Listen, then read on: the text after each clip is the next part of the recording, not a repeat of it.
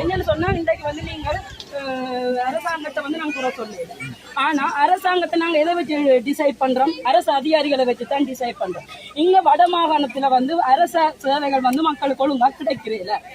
எல்லாருமே அதிகாரத்தை துஷ்பிரயோகம் பண்றாங்க. எந்த பிரச்சனை இங்க உள்ள அதிகாரிகளுக்கும் தெரியும், அத்தனை பாராளுமன்ற உறுப்பினர்களுக்கும் தெரியும்.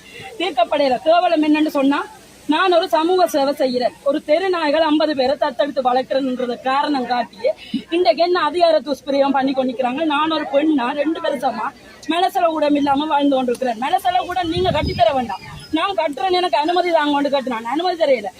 அதே நேரம் காவல் நிலையத்துக்கு போய் ஒரு பிரச்சனை தொடர்பாக முறைப்பாடு சொன்னா இன்னும் 1 மணி அளவு என்னையும் கணவரை நாங்க அதிகாரமா கதைக்கிறோம்னு பிடிச்சு இழுத்திட்டாங்க. இன்றைக்கு மக்கள் சந்திப்புகளை நாங்கள் ஒவ்வொரு முறையும் நீங்கள் எங்களுக்கு நல்லது செய்வீங்கள் ஒவ்வொரு மக்கள் சந்திப்புலையும் நாங்கள் மக்கள்கிட்ட ஓடி உங்களோட அதிகாரிகள்கிட்ட ஓடி வந்தா அங்க சிசிடிவி இல்ல.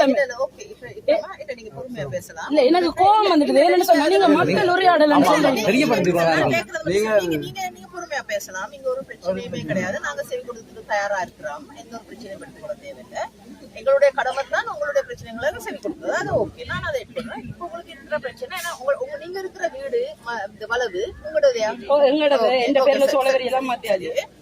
அப்போ உங்களுக்கு டாய்லெட் கட்டுறதுக்கான வசதி, டாய்லெட் கட்டுறதுக்கான டிஓ நகரசபை பிரதேசமா பிரதேச உள்ளூராட்சி கட்டுப்படுறதுக்கு இங்க ஒரு தரமே இல்ல.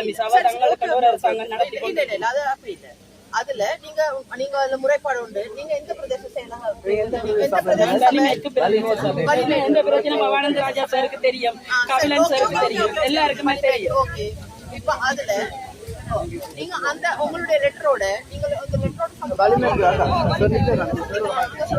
மட்டும் இல்லாம வெளிநாடுகள் ஆர்கனைசேஷன் இருந்தா மட்டும்தான்